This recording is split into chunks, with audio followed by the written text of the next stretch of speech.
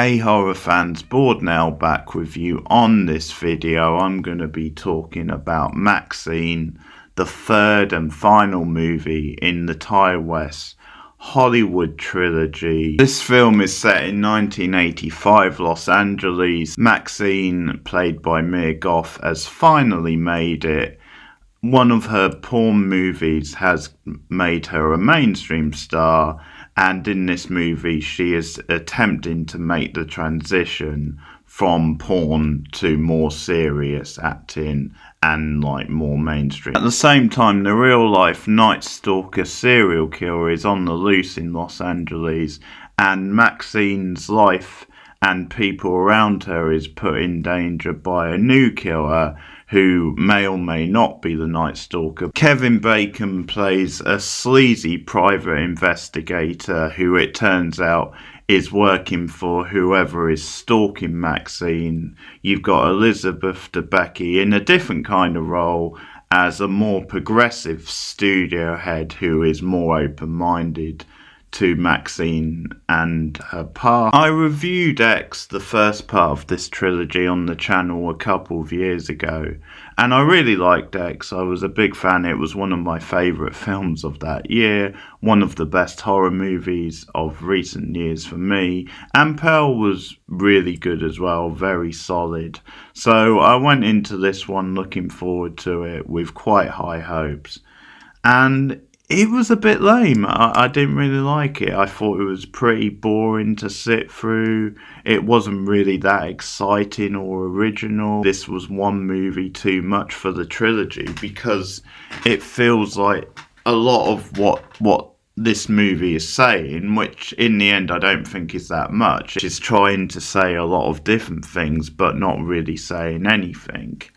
But it just feels like the idea of stardom and the idea of the dark side of Hollywood, or the sinister side of religion, and kind of poking fun at extreme religion. It already did that in the other two movies. But one of the things with this movie is that it does feel like Ty West has got too carried away with all the references, all the inferences that are in this movie, because it just feels like a grab bag of directors that he grew up on and loved, and he's just doing like a pale imitation of them.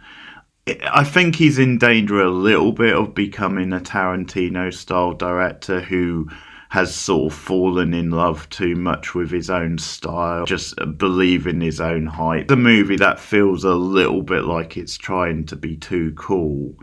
And I think part of it is that maybe this is the most mainstream of the three movies, and there's something about the other two movies that felt a little bit less mainstream. It feels like he's riffing off all these different directors. Because it's set in Hollywood, and because it's trying to use the idea of stardom and fame to expose the dark underbelly of Hollywood and the flaws in the idea of being a star in that, then it feels a lot like some of the stuff David Lynch was doing with Lost Highway or Mulholland Drive, because it even feels very noir. That's the problem, is Lynch did neo-noir very well, and this just feels like a cheap imitation of a David Lynch movie, because the difference with a David Lynch movie is there's a lot more style, there's a lot more depth, it's a lot weirder. This movie would have been much more interesting if it was as weird as a David Lynch movie, if you had the sort of puzzles than you tend to have in a David Lynch movie. Mulholland Drive is way more fun than this movie, so you've got that. As I said, Tarantino before, there's times when he's trying to be too much of a, well, let's do a bad taste Tarantino style B movie, which is fine if that was all the movie was, but because it jumps about between different styles or genres, then it can't really pick a style or a genre, and it's also riffing on Brian De Palma movies from the 70s. You can tell he's been influenced by Brian De Palma, those sort of seedy little like twists on Hitchcock style movies. And again, Brian De Palma in the 70s was at his best. A little bit of the originality, because I think what was so good about something like X is, although it was like he recreated some of the feel and the style of like 70s slashers and the grimy feel of like Texas Chainsaw Massacre, it also got a good balance between the two. It got a good balance of being a fun little pastiche, but which also had things to say about the characters in the movie, and was also a fun horror movie, like a fun slasher movie. One of the things which I know me and Rachel have talked about modern horror trying to be too highbrow and not just accepting that a horror movie can be fun and entertaining and doesn't necessarily have to be highbrow to be good. Times, because horror has moved with the times and has a certain history anyway, then a lot of times there are ideas in horror anyway, and there are, you know, like social ideas, and you don't actually have to try too hard. You can just get on and do the horror story, and the other stuff is naturally there. And it just feels then it's kind of all been done before, because the attempts at satire or the attempts at jokes are just really weak, and it's not even that entertaining, which you would expect a movie like this, which is trying to be this pulpy, trashy, like satirical movie. The jokes are pretty weak. MaXXXine comes in to do the reading, and the joke is sort of, she comes in giving this big speech about how even though she's come from porn, she's now trying to show substance. She's trying to prove that she's more than that. And then the gag at the end of the scene is, after she's done the reading, the woman in the room says, now show me your tits. And MaXXXine's like, okay, sure, and shows them. And that's kind of the joke. And I'm not saying it's not a funny joke because of the way it was set up, but it's not really that original neither. It's not a great joke. It's sort of like, yeah, we've done this stuff before, out in the open anyway, then it's not really that shocking or surprising or like entertaining anymore. And yeah, I just didn't find the movie that entertaining. Like if it had grabbed me and took me for a ride, then I would have just enjoyed it anyway. The other two movies, I mean, X was entertaining along with some of the ideas of it and the style, and Pearl was entertaining, but I think Pearl also worked because it had that quirky idea of, this is like the classic era of Hollywood, and you've got this very unstable MaXXXine character she's tilting throughout that movie, on the verge of becoming a psychopath.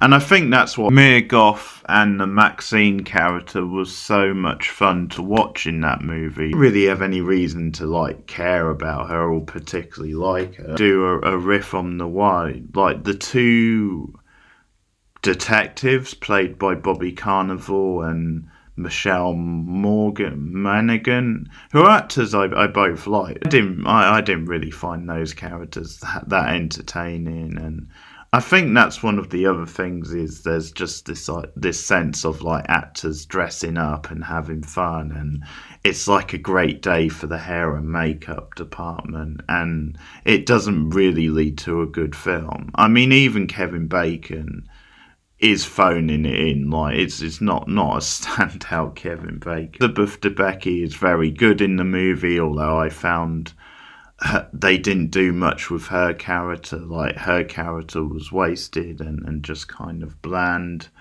And I think the other thing about this stuff feeling like it's been done better before is, if you want to talk about a great, like, okay, we're looking at porn trying to be mainstream, trying to be accepted in Hollywood, well, just watch the HBO series The Deuce, because that does that stuff much better. I mean, I know that's not the same sort of thing, but it's much more like interesting and like well done than this is. And you've got like 3 satisfying seasons of it with great acting, great character depth, great style, great better music than is in this movie. By the way, not that the music was bad, but like it didn't exactly blow me away, because it sets you up, because it starts off with the ZZ Top track, All You Lovin', which is a fun little track, and there's other tracks I did like. Elizabeth Debicki is good. I think Mia Goth is good again, but I think she was definitely better in Power. And but as I said, the problem with this movie is it jumps about a lot. It can't really make up its mind what it wants to be, because it seems that it is obviously playing on our fascination a little bit with serial killers. So maybe the true crime podcast sort of trend.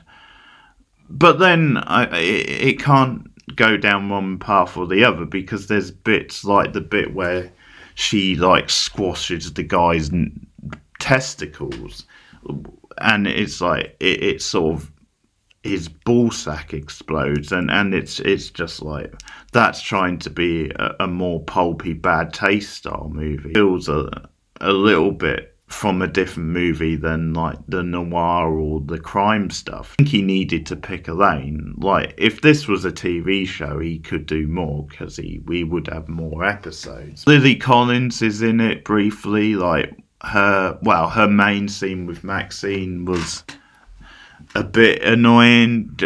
And I know the point is that she was meant to be doing an exaggerated accent, but I mean that Yorkshire accent. And now the scene makes more sense later when it's revealed than she's got killed, but in Maxine's head, the way she was talking to her makes her someone who could be the killer. Like, so it's to make her a red herring, but it's still a really bad scene, because it's played as a joke, and I didn't really get what the joke was supposed to be. So many actors in this movie are like wasted. Sophie Thatcher from the Yellow Jackets, who I like a lot, is in there again. She's barely used. She's like a makeup artist. Again, I would have liked to have seen more of her, but it's just not that entertaining or fun. Easily the weakest of the trilogy. I'm still going to give it 5.5, because obviously there's good things in it, so I'm not going to go insane, but 5.5 because it is disappointing. If you've seen the movie, let me know what you guys think, if you disagree, because I think the reviews have been mixed. I saw a very good review of it today, but then some of the reviews I've seen, at least the headlines of, have said that it is the weakest of the trilogy, so they seem to definitely agree with me on that. But that's MaXXXine anyway, my thoughts on it.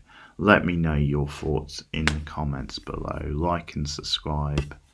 Share me out on social media. You can support me on patreon.com/borednow. But I'll see you guys soon. Oh, one last thing. It was her father all along. That was a lazy twist as well. See you later, guys.